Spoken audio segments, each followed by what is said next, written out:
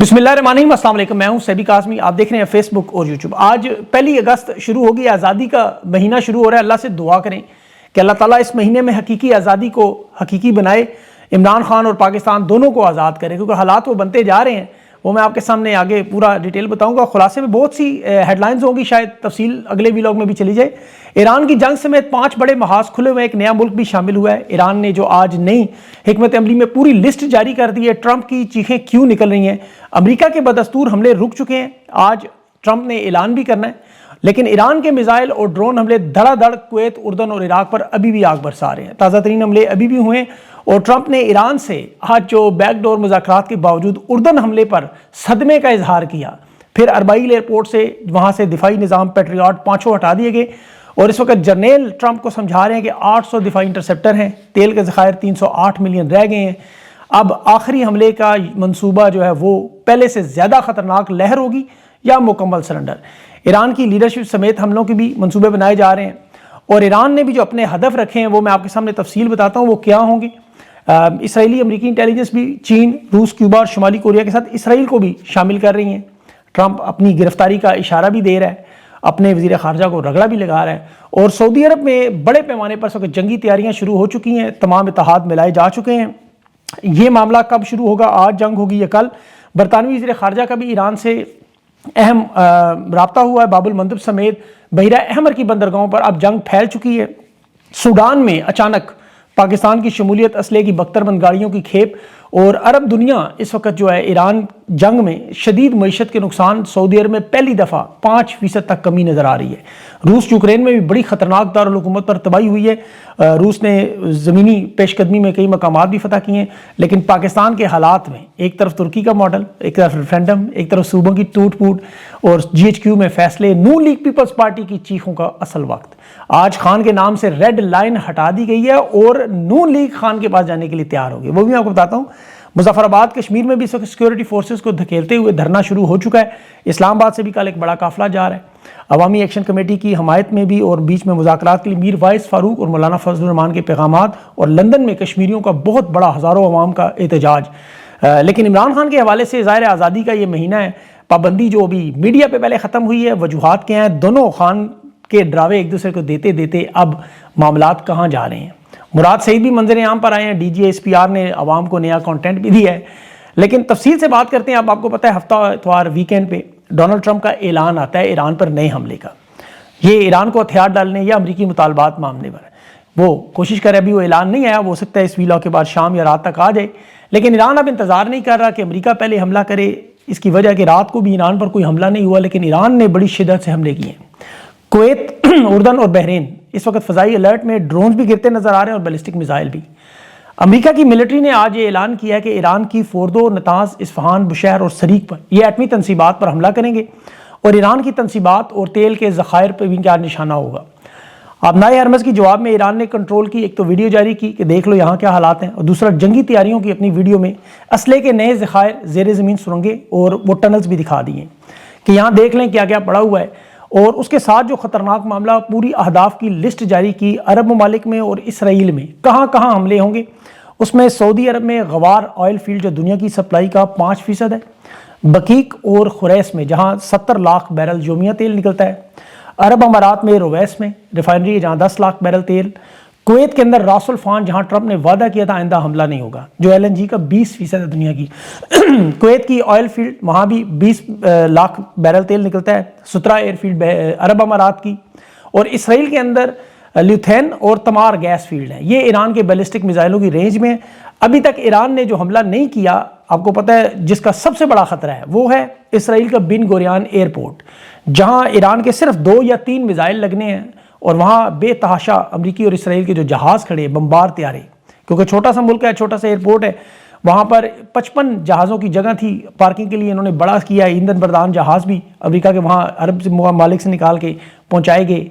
अब एक ही हमले में इसराइल की ये फौजी दिफाई जो फ़ज़ाई ताकत है वो ख़त्म हो सकती है और ईरान को उसके लिए कोई बड़ी फ़ज़ाई मुहिम नहीं करनी पड़ेगी, वहीं बैठे बैठे मिसाइल मारने होंगे। और इसी खौफ की वजह से अमेरिका ने अभी तक हमले रोके हुए हैं, जबकि ईरान धड़ाधड़ हमले कर रहा है।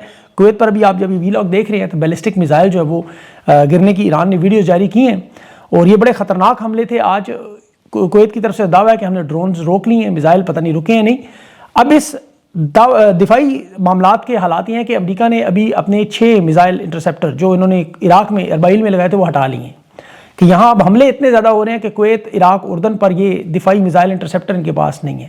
جو تازہ ترین ویڈیو کویت، بحرین، قطر کی رہائش گاہوں پر ایرانی میزائلوں کی ابھی آئی کہ وہ بڑے معمول سے اپنے فوجی بیٹھے ہوئے تھے، امریکہ کے گفت و شنید کر رہے تھے کہ ایک میزائل اچانک آ کر لگا، پھر اس کے بعد وہی چیخو پکار جو جنگ میں ہوتی ہے دوڑیں لگی نظر آ رہی تھی۔ اب یہ صورتحال بالکل وہی ہے کہ میز کے اوپر ایران کی لیڈرشپ ٹرمپ کی آنکھوں میں آنکھیں ڈال کر بیٹھے ہوئے ہیں، انتظار کیا جا رہا ہے کون آنکھیں پہلے جھپکے گا، اور ہر دفعہ ڈونلڈ ٹرمپ ہی آنکھیں جھپک رہا ہے، کیونکہ ایران بہت سنجیدہ ہے، بقا کا مسئلہ ہے، اور ٹرمپ ایران کی کال کے انتظار میں بیٹھا رہتا ہے۔ جیسے مذاکرات کی کال میں انتظار میں تھا، ایران نے اردن میں اڈے پر 5 میزائل مار کے جواب دیا، اور اردن پر یہ جو حملہ تھا یاد رکھیں یہ حالیہ جنگ کا سب سے بڑا حملہ تھا، جس کی وجہ سے ڈونلڈ ٹرمپ کو سرپرائز ملا، اور اب امریکہ حملے کرنے سے خوفزدہ ہے۔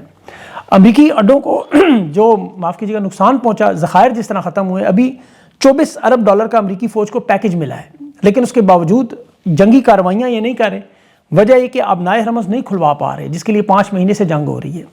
امریکی بحریہ کے سابق ایئر مارشل ایڈمرل ہے وہاں کے، اس نے کہا کہ ٹرمپ کی حالت اس بچے کی طرح ہے جس کے ہاتھ میں ربڑ کا ایک چھوٹا سا ہتھوڑا ہو، اور وہ اس ہتھوڑے کو پلاسٹک کے برتنوں پر مار مار کے آوازیں نکال کے صرف شور مچا رہا ہو کہ میری بات کوئی سن لے۔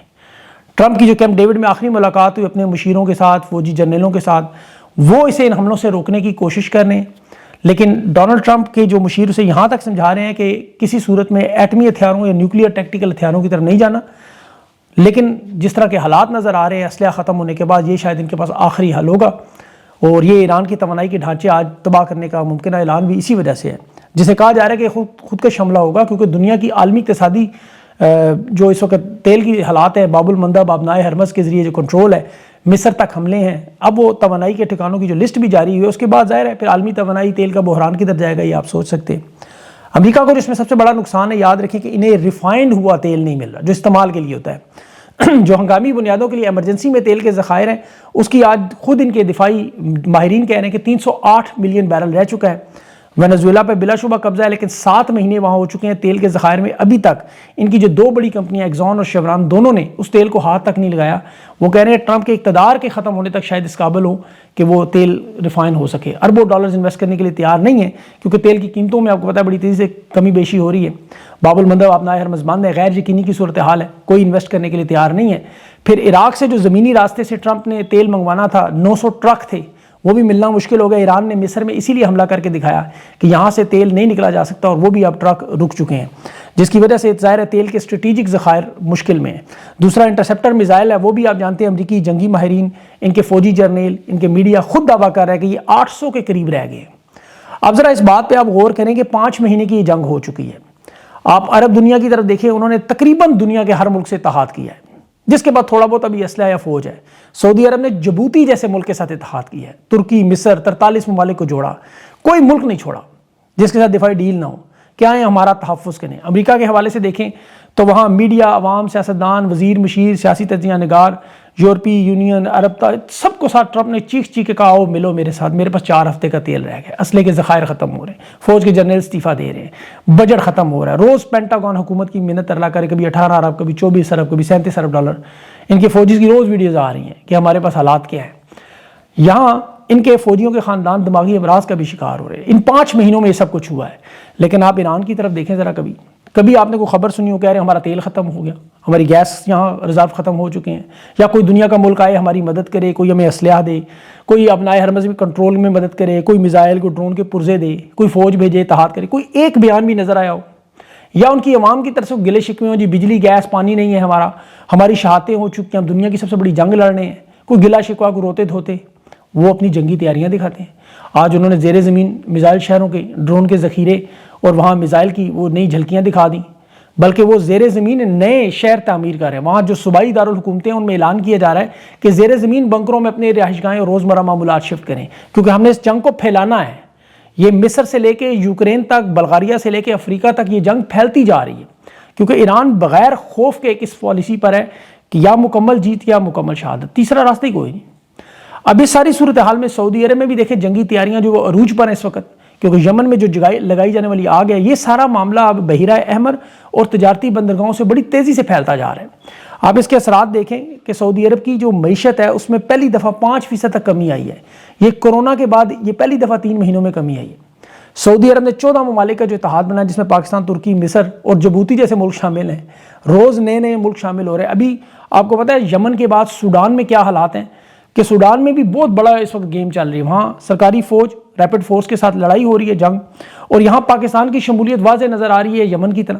یہاں پاکستانی اسلحہ اور بختر بند گاڑیاں محافظ 5 بھی نظر آ رہی ہیں، ان کی ویڈیوز سوشل میڈیا پہ سرکولیٹ کر رہی ہیں. اور یہاں یاد رکھیں یہاں بھی بحیرہ احمر کی وہی بندرگاہیں ہیں جس پہ عرب امارات کنٹرول میں لگا ہوا ہے، سعودی عرب بھی لگا ہوا ہے.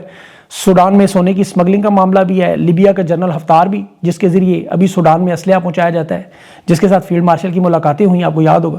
روس کا ویگنر گروپ بھی یہاں موجود ہے. اور سب سے بڑھ کر اب ایران نے یہاں براہ راست سوڈان کی فوج کو ابھی جدید ہتھیار اور ڈرون جو ان کے مہاجر 6 ہیں وہ بھی فراہم کیے ہیں.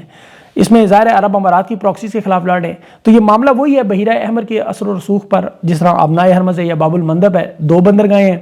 پھر روس اور یوکرین کا معاملہ بھی دیکھیں، وہاں بھی بحیرہ کیسپیان کا معاملہ ہے سارا. تو صرف اس وقت انتظار ہو رہا ہے کہ اب یہ معاملہ چاہ بہا کے بعد پاکستان کے گوادر تک پہنچ جائے گا. کیونکہ جس طرح یہ حالات نظر آ رہے ہیں، زمینی فوج کے حملے کے لیے پاکستان کا نام ان 7 ممالک میں شامل ہے جہاں امریکہ کا یہ منصوبہ ہے کہ یہاں سے زمینی معاملات کیے جا سکتے ہیں. روس یوکرین کی جنگ میں بھی آپ دیکھیں اتنی شدت ہے. کیف میں دارالحکومت پر روس نے بڑی شدید بمباری کی ہے. وہاں دارالحکومت آگ اور دھوئیں کے بادلوں میں تھا، بیلسٹک میزائلوں کے حملے میں تھے. پھر روس نے تو یہ دعویٰ کیا ہے کہ انہوں نے وہ جو سفیار کے مغربی مضافات ہیں وہاں پر قبضہ کر لیا ہے. تو یہ معاملہ بھی ختم ہوتا ہوا نظر نہیں آ رہا جس طرح پاکستان کا. اب پاکستان کے معاملات میں آپ آ جائیں، جہاں بھی حالات ایسے بنے ہوئے کہ بنا جنگ لڑے ہوئے اس وقت پہلے تو 2 سیاسی تحریکیں عروج پہ ہیں، تحریک انصاف اور آزاد کشمیر کی. بلوچستان کے پی کے آپریشنز کے حالات کل خود DGSPR نے آپ کو بتا دیے کتنے مخدوش حالات ہو چکے ہیں. مظفر آباد میں جو مقامی لوگ ہیں وہ لانگ مارچ کے پہنچنے سے پہلے وہاں دھرنے کا اعلان کر چکے ہیں. کل جو فائرنگ میں شہید کیا گیا تھا اس کے جنازہ نوجوان کا ادا کرنے کے بعد دھرنے کا اعلان ہے. اور وہاں پہ جو مظاہرین ہیں وہ اس وقت مظفر آباد کے چوک میں ہزاروں کی تعداد میں بیٹھے ہوئے ہیں. اور کشمیر کے جو رہنما ہیں سردار عمر نذیر، اس کا بھی بیان بھی ہے کہ 4 دنوں میں 50 لوگوں کی شہادتیں کنفرم. اور مزید ابھی جو بہت سارے لوگ ظاہر زخمی، ان کا نہیں پتہ. پاکستان کی طرف سے جو مدد کرنے والے سینیٹر مشتاق ہیں ان کا شکریہ ادا کیا جا رہا ہے. جو اسلام آباد میں بہت بڑا احتجاج ہوا اس کی حمایت کا شکریہ. اور اب اس میں میر وائز عمر فاروق اور مولانا فضل الرحمان شامل ہو رہے ہیں کہ اس معاملے کو کس طرح حل کریں. پھر یہ معاملہ اب دیکھیں بڑی تیزی سے برطانیہ میں پہنچ چکا ہے. وہاں 50 ممبران پارلیمنٹ کے دستخط سے لیٹر بھی حکومت کو بھیجا گیا اور بہت بڑا ہزاروں کا احتجاج بھی وہاں. Amnesty international, new York post, Al Jazeera یہ اب کشمیر کو باقاعدہ کوریج بھی دے رہے ہیں. راولہ کوٹ کے مظاہرین کے لیے اسلام آباد سے ایک امدادی قافلہ بھی کل جا رہا ہے. اب یہ ساری صورتحال کشمیر کی جو انتہائی مخدوش ہے. اور دوسری طرف پاکستان کے اندر فارم 47 کا شیرازہ اب بکھرتا ہوا نظر آ رہا ہے. تاش کے پتوں کا یہ نظام اب آخری جھٹکوں پر ہے. اس نظام کو دیکھیں سہارا دینے کے لیے جیسے ایوب خان نے آخری کوشش کی تھی 1 یونٹ بنانے کی، یا مشرف نے ترکی ماڈل پر ناظم ڈپٹی ناظم کا فارمولہ بنایا. اب اسی نظام پر یہاں ایک مزید صوبے بنا کر ترکی ماڈل کو استعمال کر کے کہ صوبے کے صدر کے پاس ساری طاقت آ جائے، وزیر اعظم ایک علامتی پوسٹ بن جائے، اور ترکی میں 38 صوبے ہیں، یہاں 16 سے 20 بنا کے نون لیگ پیپلز پارٹی کا صفایا کر دیں. اب اس منصوبے پر کام شروع ہو چکا ہے. محسن نقوی کے یہ بیانات آپ نے دیکھ لیے، DGSPR کی پریس کانفرنس دیکھ لی. اس کے بعد اب نون لیگ کے بھی سوئے کھڑے ہو گئے، مطلب جاگ گئے ہیں میرا مطلب. اب خواجہ آصف، رانا ثناء اللہ، احسن اقبال یہ نکلے ہیں. پیپلز پارٹی پر بھی محاذ کھولا بظاہر کہ فارم 47 ناجائز ہے تو تم بھی ناجائز ہو. اور محسن نقوی پر بھی بڑی تنقید شروع کی. لیکن دیکھیں یہ اللہ کا ایک اصول ہے، ایک بیانیہ، ایک نظام ہے کہ جس طرح انہوں نے عمران خان کی حکومت کو، تحریک انصاف کو ترقی کی راہ میں رکاوٹ کر کے گرایا، عدلیہ کو رکاوٹ کرا دے کے آئینی ترامیم کی، آج خود مکمل سسٹم کو کلیپس کر کے اب شہباز شریف کو قربانی کا بکرا، زرداری کو قصوروار ٹھہرا کے فیس سیونگ آپشنز 2 دی جا رہی ہیں. 28ویں ترمیم پہ صدارتی اختیارات فیلڈ مارشل کے سپورٹ کریں. انتظامی تبدیلیاں جس میں پنجاب اور سندھ کے ٹکڑے کریں. مریم نواز کے 6 ٹکڑے، میرا مطلب مریم نواز سے پنجاب کے 6 ٹکڑے.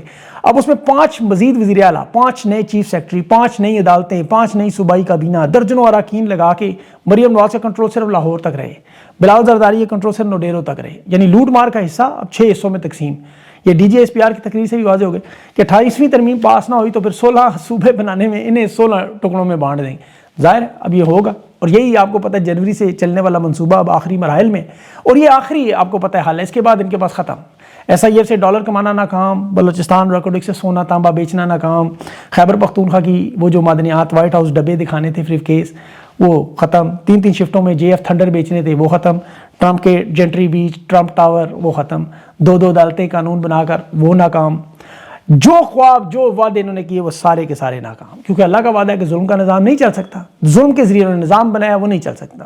نون لیگ کے اب حکمران میٹنگ کیا کر رہے ہیں، اب ان کا کارڈ کیا آ رہا ہے، ذرا غور سے سنیں. یہ عمران خان کے نام پر ظاہر ہے ایک دوسرے کو دھمکیاں دیتے رہے کہ اگر صوبے توڑ کے ہماری حکومت بنائی تو پھر ہم بھی مولانا فضل الرحمان، بلاول احمد ولی اور سہیل افریدی انہیں لے کر اڈیالہ جیل جا رہے ہیں. یہ شہباز شریف دھمکیاں بھیج رہا ہے. میں آپ کو بڑی پکی رپورٹ دے رہا ہوں اسٹیبلشمنٹ کو ہلانے کے لیے کہ ہم بھی خان کے ساتھ جڑ جائیں گے. نون لیگ کو ہلکا سا انہوں نے دباؤ ڈالا. کس طرح کی میڈیا میں عمران خان کے نام سے ریڈ لائن ہٹائی. آپ دیکھیں کہ اب ARY جیو اب کھل کے خان کا پورا بیانیہ بتا رہے ہیں. کہاں یہ کنٹرول کر رہے تھے ایک دوسرے کو. حالات یہ کہ ایک دوسرے کو دھمکیاں دے رہے ہیں کہ جنریشن Z کے نام پہ، کاکروچ کے نام پہ ایک دوسرے کو دھمکیاں دے رہے ہیں، حالانکہ وہ ان دونوں کے خلاف ہے. اس وقت ان کے بیانیے سارے الٹ چکے ہیں. وقت ان کے پاس بڑا تھوڑا ہے. منافقت کا آپ نے ان کی صرف ایک معیار دیکھنا ہو تو آپ کو اندازہ ہو جائے گا. کل جو DGSPR نے ایک بات کی، صرف ایک بات، تقریر تو بڑی لمبی تھی اس کی، منافقت کے لیے کافی ہے. وہ سورہ آل عمران کی آیت نمبر 28 سنا رہا تھا کہ اے ایمان والو مسلمانوں کو چھوڑ کر کافروں کو دوست نہ بناؤ. ایسا کرو گے تو پھر مسلمانوں میں نہیں ہوگے. یہ قرآن پاک کی آیت ہے، 100% درست اللہ کا حکم ہے. ویسے علماء کرام کا کہنا ہے یہ عوام کے لیے نہیں ہے، یہ حکمرانوں کے لیے. یاد رکھیں مسلمانوں کے ساتھ جو غیر مسلمانوں کو دوست بنانا کوئی مسئلہ نہیں ہے، لیکن حکمران ان جنگی حالات میں جیسے فلسطین یا ایران، لبنان، غزہ کے معاملات ہیں، یہ بورڈ آف پیس میں اسرائیل اور امریکہ کے ساتھ نہیں کھڑے ہو سکتے. ٹرمپ نے کل بھی شہباز نے کل بھی ٹرمپ کو دنیا کا عظیم مسیحا قرار دیا ہے. یہ اپنے صرف حلف کی پاسداری کریں. یہ مراد سعید نے DGSPR کو یاد کروایا کہ تم تو سیاست میں مداخلت کر کے اللہ کے کلام پر دیو وہ حلف توڑتے ہو. 9 مئی کا جھوٹا بیانیہ بنا کے عمران خان کو جو مسنگ پرسن کیا ہوا ہے، 8 فروری کا الیکشن لوٹا ہے، یہی سب سے بڑا بیانیہ آپ کا جھوٹ کا ہے. بہرحال اس صوبوں کی لڑائی میں دیکھیں نہ تو تحریک انصاف کو فرق پڑنا ہے نہ پاکستان کی عوام کو. پاکستان کی عوام فل ٹھنڈ پروگرام رکھیں، ان کی لڑائی کو انجوائے کریں، اور فی الحال فیلڈ مارشل کے جو سالے ہیں نون لیگ کے ساتھوں ان کے ذلیل ہوتا دیکھیں اور ان کو آپس میں لڑتا دیکھیں. سسٹم کے بینیفیشری ہیں، تیا پانچا کریں ایک دوسرے کا. سسٹم تو ناکام ہو چکا، کلیپس ہو چکا ہے. اب حل تو ایک ہی ہے اصلی، کہ سسٹم کا جو اصلی باب ہے عمران خان، اسے لائیں جیل سے باہر، پھر ہوگا سسٹم ٹھیک، جسے DGSPR بھی سارے مانتے ہیں. اب حالات ان کے دیکھیں یہ ہے کہ جس طرح چھری کو آپ خربوزے پر پھینکیں یا خربوزے کو چھری پر کٹنا، دونوں نہیں ہیں. عوام کو اس سے کوئی غرض نہیں ہے، یہ جانے ان کا کام. لیکن عوام اپنے حقوق، اپنے مطالبات، اپنی جد و جہد اس ظلم اور بربریت پر، جس میں 80 سے زیادہ کشمیر میں شہادتیں ہیں، اور حل سادہ سا ہے، جس دن یہ بیرکوں میں جائیں گے پاکستان کی بہتری کا آغاز ہوگا. بس اس کے علاوہ کوئی دوسرا حل نہیں ہے، چاہے وہ حکومت کسی کی بھی ہو. یہ نواز شریف، شہباز شریف کسی کی حکومت ہوتی تو یقین کریں عوامی سطح پر احتجاج ہوتے، ایک جمہوریت کا نظام ہوتا، اس میں کرپشن ہوتی ہے، جس میں لڑائی جھگڑا ہوتا ہے، یہ ساری چیزیں جمہوریت کا پوری دنیا میں ایک نظام سسٹم.